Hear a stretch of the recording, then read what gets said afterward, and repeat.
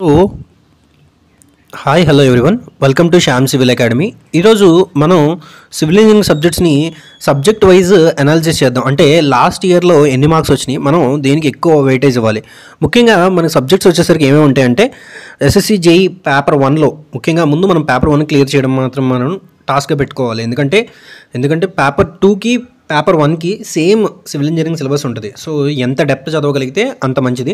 So ముందు మనం paper 1 clear చేస్తేనే ఇక్కడ పేపర్ 2 రాయడానికి మనకి ఎలిజిబిలిటీ ఉంటుంది, అవునా కదా. సో అందుకని ఇందులో మనం ఏం సబ్జెక్ట్స్ ఉంటే వాటి సిలబస్ ఎలా ఉంటుంది అనేది క్లియర్గా అనాలిసిస్ చేసుకోవాలి. ముందు సబ్జెక్ట్ వైజ్ వెయిటేజ్ చూస్తే, అంటే ప్రీవియస్ ఇయర్స్లో ఎలా ఇస్తున్నాడో అనేది చూస్తే మనకు ఒక బేసిక్ అవగాహన ఇస్తుంది. అంటే ఎలా చదువుకోవాలి, మనం చదువుకునేటప్పుడు ఎలా ప్లాన్ చేసుకోవాలి, ఏ సబ్జెక్ట్కి ఎక్కువ టైం ఇవ్వాలి అనేది. ఓకే, సో ఎందుకంటే ఇక్కడ డిప్లొమా స్టూడెంట్స్ని బేస్ చేసుకొని ఇస్తాడు కాబట్టి ఎక్కువగా కొన్ని సబ్జెక్ట్స్ని స్ట్రెస్ చేయడు. ఓకే, కానీ లాస్ట్ టైం ఇలా ఇచ్చాడు కాబట్టి ఈ టైం ఇలా వస్తుంది అని ఎవరు గ్యారంటీ చేయరు. ఎందుకంటే paper is always unpredictable. Examiner point of వ్యూలో ఏమనుకుంటున్నాడు అనేది మనం ఇక్కడ గమనించాల్సి ఉంటుంది. అంతేగాని లాస్ట్ ఇయర్ ఇలా ఇచ్చాడు కాబట్టి ఈ ఇయర్ కూడా ఇలా ఇస్తాడని కాదు. కానీ ఒక అవగాహన కోసం మనం చదువుకునేటప్పుడు ఏ సబ్జెక్ట్, అన్ని సబ్జెక్ట్స్ ఇంపార్టెంటే, బట్ ఏ సబ్జెక్ట్స్ని ఎక్కువ స్ట్రెస్ చేయాలనేది ఈ వెయిటేజ్ని అనాలిసిస్ చేయడం వల్ల మనకు ఒక అవగాహన అనేది వస్తుంది. ఓకే, సో ఇప్పుడు మన సబ్జెక్ట్స్ వైజ్కి వచ్చేసరికి building materials, estimating and costing valuation, surveying, soil mechanics, hydraulics and fluid mechanics, అలాగే irrigation, transportation engineering, environmental engineering, theory of structures, concrete technology, RCC design, steel design. So ఇవి ముఖ్యంగా మనకి వచ్చాయి. ఇందులో స్ట్రక్చరల్ సబ్జెక్ట్స్, నార్మల్ సబ్జెక్ట్స్ కూడా ఉంటాయి. Okay, so ఇక్కడ మనం గుర్తుపెట్టుకోవాల్సింది ఏంటంటే ఎస్ఎస్సి జేఈ అనేది మోస్ట్లీ 80% to 70% అనేది థియరీ క్వశ్చన్స్ మాత్రమే వస్తాయి. సో అంటే అప్పుడు థియరీ సబ్జెక్ట్స్ మాత్రమే ఎక్కువ ఇంపార్టెన్స్ ఉంటుందని మనం గమనించాలి.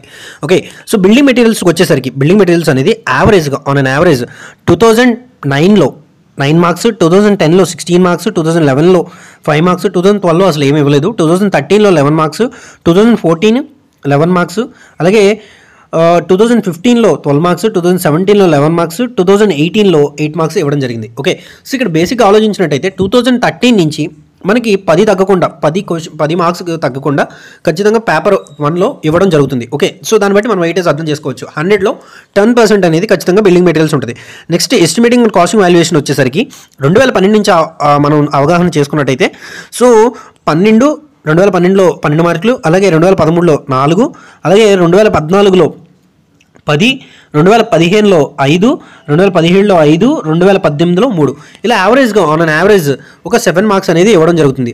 నెక్స్ట్ సర్వేయింగ్ కూడా మనం 2013 నుంచి అబ్జర్వ్ చేసినట్టయితే on an average 7 above marks అనేవి ఇవ్వడం జరుగుతుంది. ఓకే, సో ఇక్కడ మనం చూసుకున్నట్టయితే building materials, estimation, costing valuation, surveying అనేది ఆన్ అన్ యావరేజ్ మనకి పేపర్లో 25 నుంచి 30 మార్క్స్ కవర్ చేసే అవకాశం ఉంటుంది.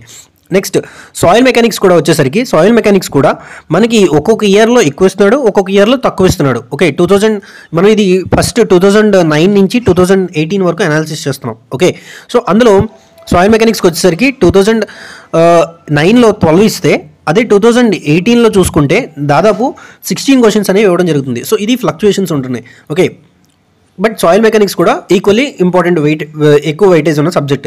Okay, so next hydraulics and fluid మెకానిక్స్కి వచ్చేసరికి మనకి ఆన్ అన్ యావరేజ్ 10 మార్క్స్ అనేవి ఖచ్చితంగా 2015 నుంచి యావరేజ్గా 10 మార్క్స్ అనేది ఇవ్వడం జరుగుతుంది.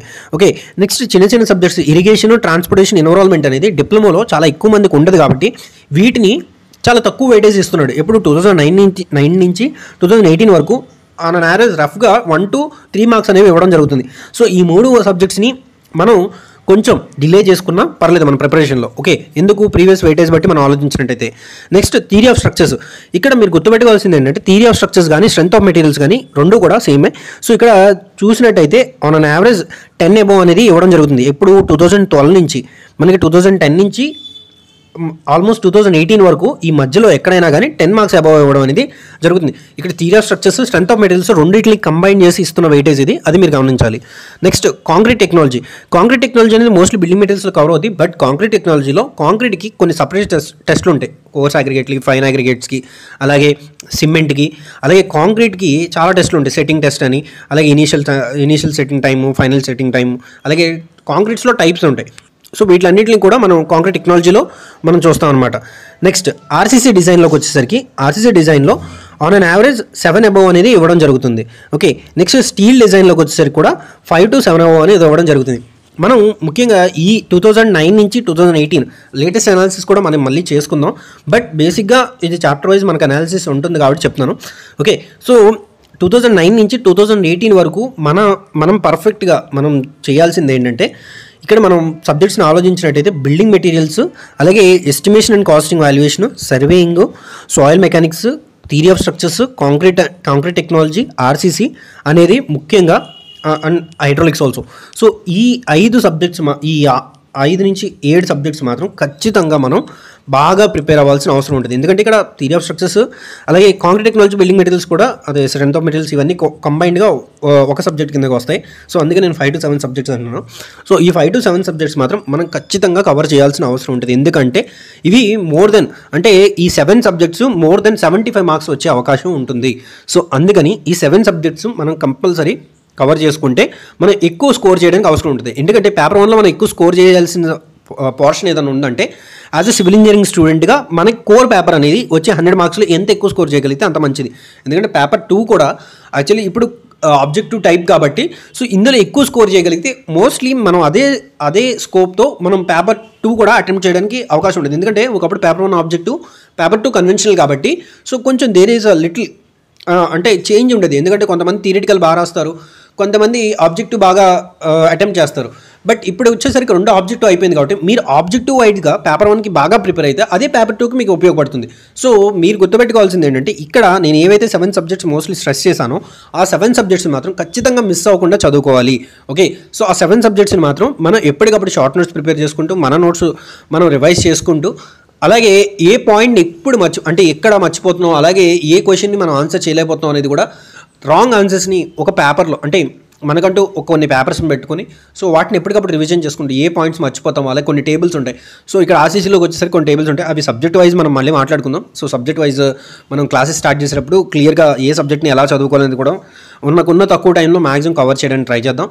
ఓకే, సో కొన్ని వాల్యూస్ అనేవి మర్చిపోతుంది. ఇక్కడ మోస్ట్లీ వాల్యూ వైజ్గా గుర్తుపెట్టుకోవాల్సి ఉంటుంది. సో ఆ వాల్యూస్ని కూడా గుర్తుపెట్టుకోవాలి. ఎప్పటికప్పుడు అవి చార్ట్స్ కింద ప్రిపేర్ చేసుకొని వాటిని తరోగా రివిజన్ చేస్తే, ఎవ్రీడే 1 to 2 hours తరోగా రివిజన్ చేస్తే మనం ఇక్కడ ఎక్కువ స్కోర్ చేయడానికి అవకాశం ఉంటుంది. సో చాప్టర్ వైజ్ అనాలిసిస్ అనేది మనకి సబ్జెక్ట్ వైజ్ అనాలిసిస్ అనేది ఇది. చాప్టర్ వైజ్ అనాలిసిస్ అనేది మనం డైరెక్ట్ ప్రిపేర్ అయ్యేటప్పుడు మనకే అర్థమైపోతుంది.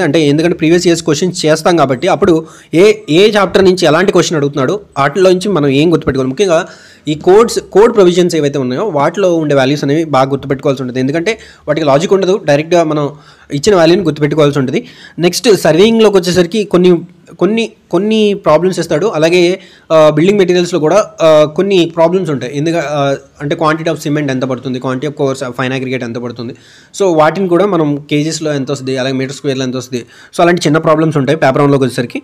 నెక్స్ట్ ఎస్ఎంలో కూడా స్ట్రెంత్ ఆఫ్ మెటీరియల్స్లో కూడా చిన్న ప్రాబ్లమ్స్ ఉంటాయి, బెండింగ్ మూమెంట్, అలాగే ఈ రియాక్షన్స్ క్యాలిక్యులేషన్. ఇది మనకి 2009 నుంచి 2018 మధ్యలో ఉన్న అనాలిసిస్. ముఖ్యంగా షార్ట్ అండ్ స్వీట్గా మనం చదువుకునేటప్పుడు కూడా ఈ వెయిటేజ్ని ఒక్కసారి just keep this in mind and while your preparing.